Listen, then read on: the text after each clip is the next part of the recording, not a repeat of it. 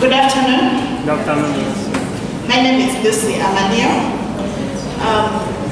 I'm going to be presenting the pathophysiology and etiology of infective endocarditis. This slide was supposed to be part of Mohammed's thing, but if we summarize the types of infective endocarditis, we have native valve endocarditis, which can be either acute or subacute. We have infective endocarditis of prosthetic valves, which may be early or late, and we also have infective endocarditis secondary to intravenous drug use. So moving on to the pathophysiology. So as a preamble, all cases of infective endocarditis, all those cases above that I have shared up there, they share a common process. The underlying process is basically the same, and it starts with a bacteremia that delivers the organisms to the surface of the valves. Then these organisms adhere using various methods, and after that, then you get either acute or subacute endocarditis. And something we need to note is that healthy valves are naturally resistant to invasion by these bacteria. So that's why you'll find that we are mostly talking about valves that are either infected or they have some sort of damage or they are prosthetic valves. But the valves that you're born with that are okay and good and are naturally resistant to infective endocarditis. So once you have the injured endothelial lining, which might be injury due to various reasons, in Uganda most commonly it's secondary to rheumatic heart disease. So once you have those injured valves, they'll be susceptible to having increased appearance of platelets and fibrin, and this therefore serves as a site for the bacteria which gain entrance from the bloodstream, bacteremia, and then they attach to these valves, and using various molecules, the bacteria also have adhesion molecules, for example Staph aureus and the Streptococcus species. They produce certain proteins that aid their adherence to these valves. And once they adhere to these valves, they colonize the valve, and then they start multiplying, and they form vegetative growths. And these growths contain fibrin, platelets, leukocytes, red blood cell debris, and high concentrations of bacteria. And once this happens, they sort of form a biofilm, which is quite resistant to antibiotics. So it's sort of like a protective shell that makes them not to be recognized by antibiotics, and that's why you find that infective endocarditis can be quite challenging to treat. So once these bacteria gain a foothold on the damaged endothelium, there's further activation of the coagulation system, which then becomes like a cascade. There's more leukocytes, more interleukins, and all inflammatory markers coming in, and then the biofilm grows bigger and bigger, and you end up with a large macroscopic vegetation that's quite resistant to host immune responses, making it very difficult to eradicate the infection. So this infective endocarditis, the valves that it's most common in congenital heart diseases where there is turbulent flow. For example, the VSDs and aortic stenosis. Because of this turbulent flow, it causes further damage to the valves, so it makes it even more susceptible to bacteria, because as the blood is going through at a very, very high speed, it causes further damage to the valves. That's why children who have valvular lesions, for example the VSD and the aortic stenosis, are more susceptible to getting infective endocarditis. So then we have the film, that's the film I was talking about, the NBTE, the bacterial thrombus embolus, and this is where the bacteria adhere and form the biofilms, and once the biofilm is formed, the rate of multiplication inside there is very, very rapid, and so you end up with a large vegetation. So this is a pictorial summary of what I've talked about. So endocarditis basically means inflammation of the endocardium.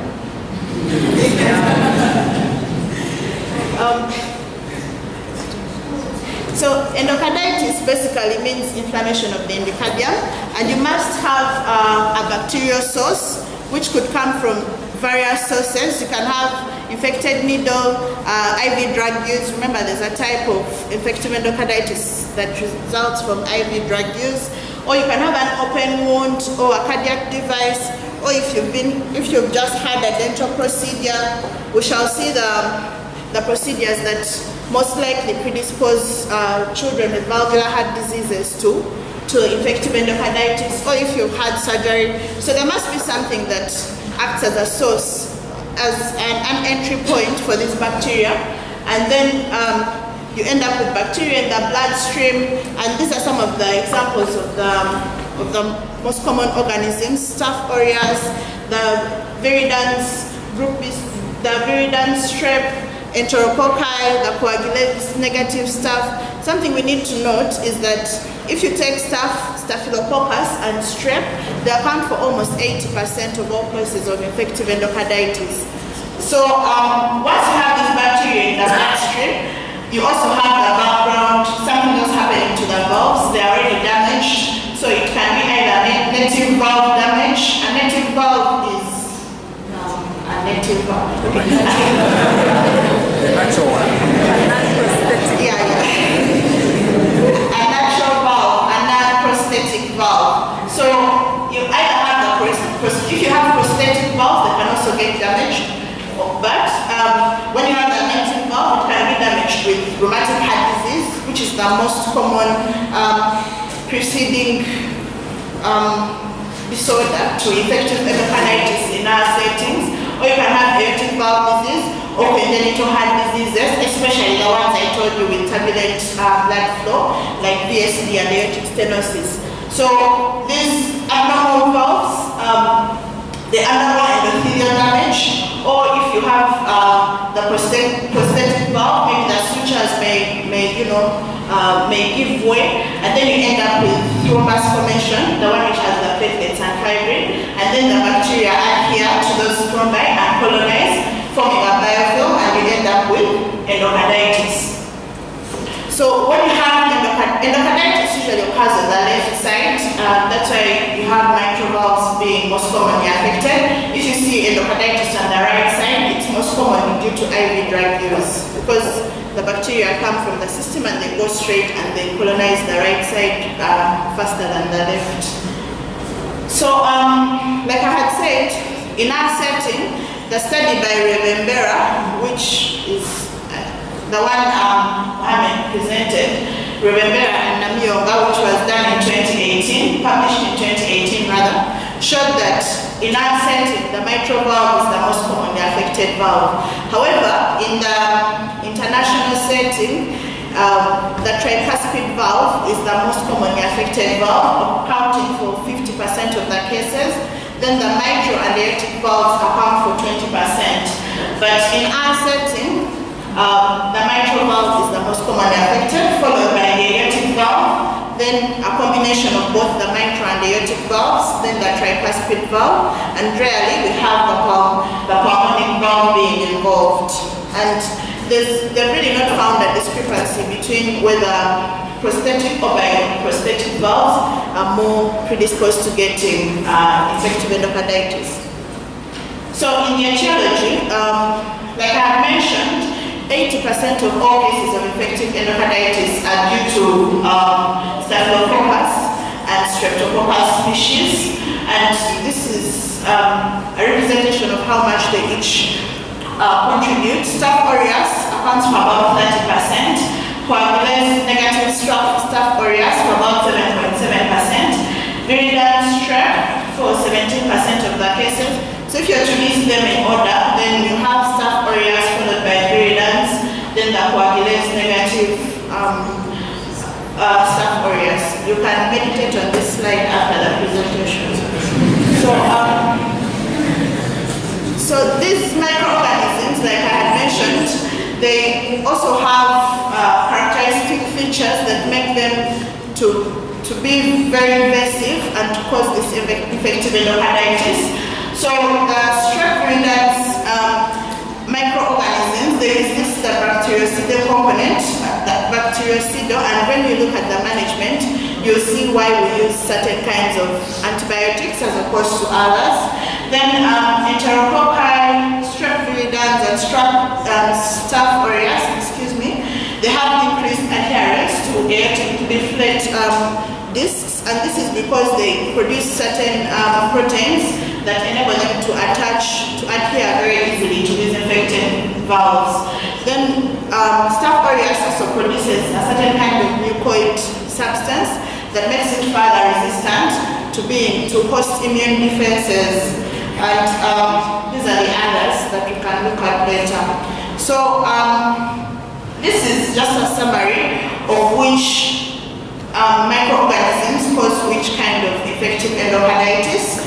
And when we have rheumatic heart disease, as we saw earlier, the mitral valve is the most commonly affected valve. And if you remember our patient had rheumatic heart disease, and the infective endocarditis was in the mitral valve, right? Right?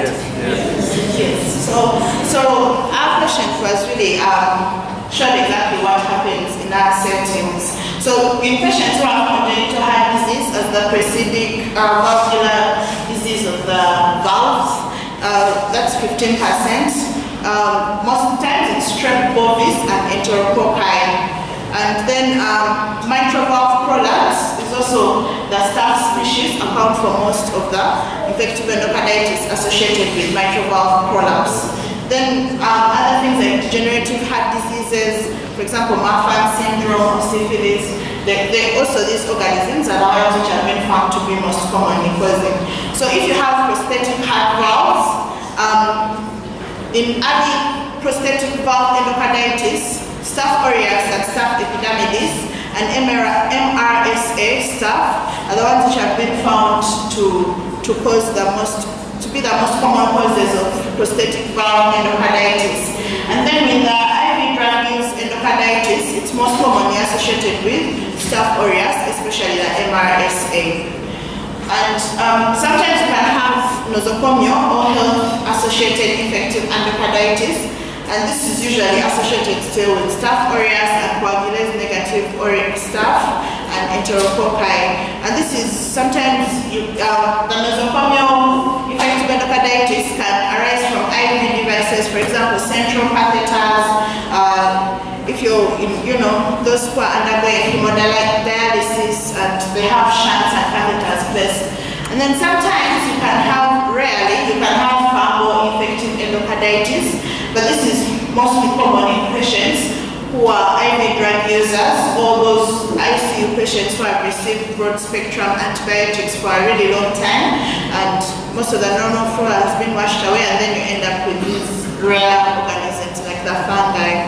And in fungal infective endocarditis, blood cultures are most times negative, and the diagnosis is made after you examine the emboli. So these are the risk factors for infective endocarditis. Like we say, there has to be residual valvular damage because the normal endothelium is really resistant to infective endocarditis.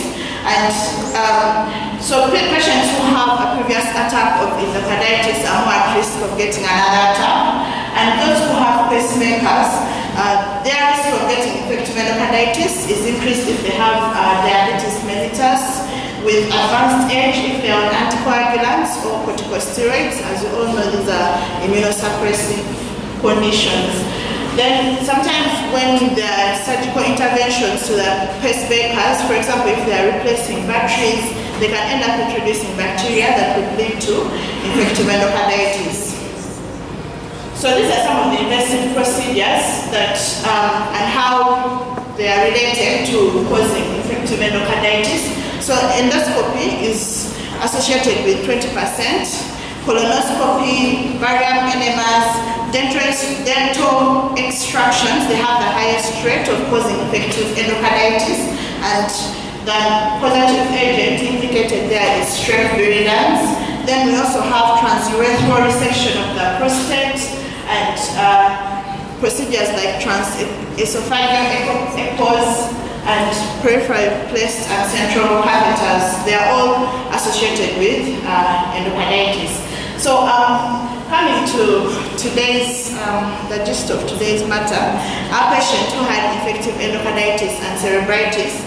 So neurological complications are part of the complications of infective endocarditis, but my colleague is going to talk more about the neurological complications, so I don't want to preempt that discussion. But I'll only talk about cerebritis, which is what our patient had today. So cerebritis is really inflammation of the brain at a focal point, in that when it spreads and involves the whole brain, then you end up calling it encephalitis. So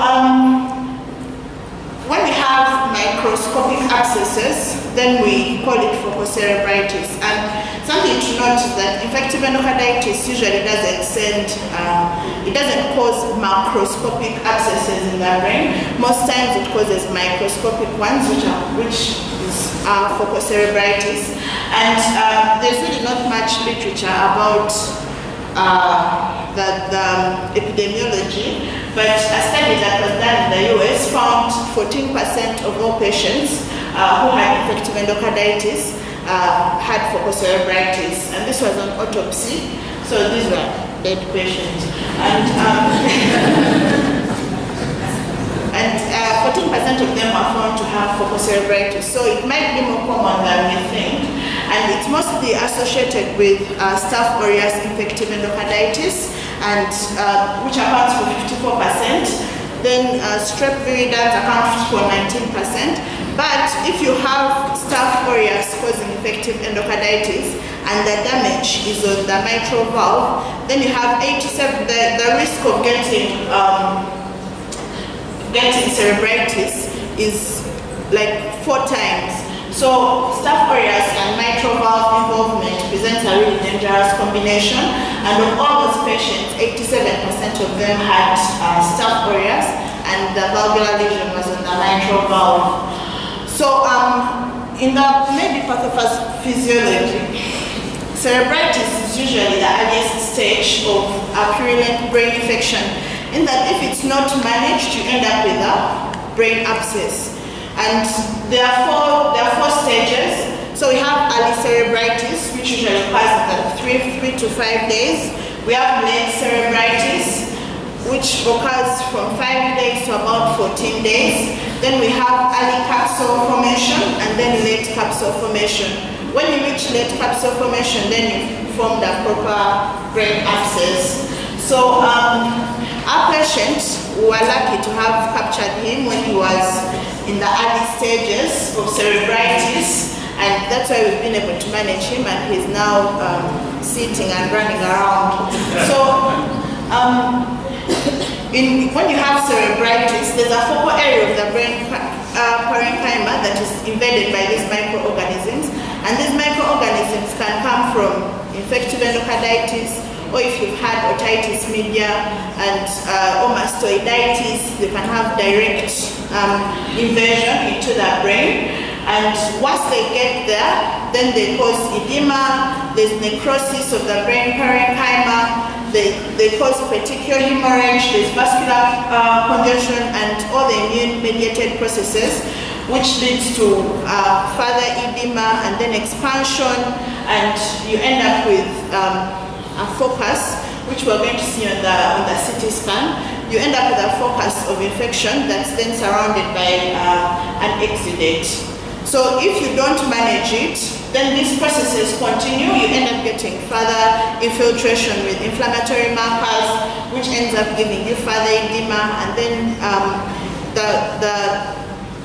the cerebritis keeps spreading, and these microorganisms keep invading the surrounding tissues, and so you end up with a bigger and bigger lesion. And in the late stage, or where you have the late capsule formation, then this lesion becomes surrounded by the biofilm, and you end up with a well-circumscribed lesion, which is usually called a brain abscess. So these patients who get cerebritis usually present with focal deficits. They may have a headache, they have encephalopathy, they have persistent fevers, and a seizure. So our patients came in with all these things. So our patient was really a good patient. Okay, not a good patient. Our patient was a typical patient of cerebritis secondary to infective endocarditis, because he presented with all these things. So this is what it looks like on a CT scan. The CT scan that's done with contrast, and as you can see, you have the central area of low density, and that's where the microorganisms are, and that's where the initial early stage of cerebritis starts from. Before you have the surrounding area of low density, that's the edema, and then you have marked enhancement, and this grows bigger and bigger until at a certain point where you're seeing it as a brain abscess. So you have. So the focal cerebritis is really described as a focal area of edema, and usually there's mild mass effect. So there's shifting of everything like to the other side. And if we had projected the CT scan of our patient, you could have seen that. But if you're interested, the patient is still on Stanfield, we can show you the CT scan and show you all these features, because they're very, very evident. So in the management of cerebritis, second to infective endocarditis, you give IV antibiotics, IV ceftriaxone and metronidazole, and once you confirm that there's infective endocarditis, you can add IV benzyl penicillin. And if there's really slow improvement, you can consider doing a barrehole to drain the abscess if it has reached the stage of a brain abscess with a late capsule formation. But the good thing, our patient had early stage focal cerebritis, so we didn't go into the surgical interventions. Then the other management is you make sure that you treat the infectious site, which is what we've been doing with managing our patient for the infective endocarditis. So probably as part of our follow-up, we shall need to do a repeat brain CT scan to see how we are doing with the cerebritis. That brings me to the end of my presentation. Thank you very much.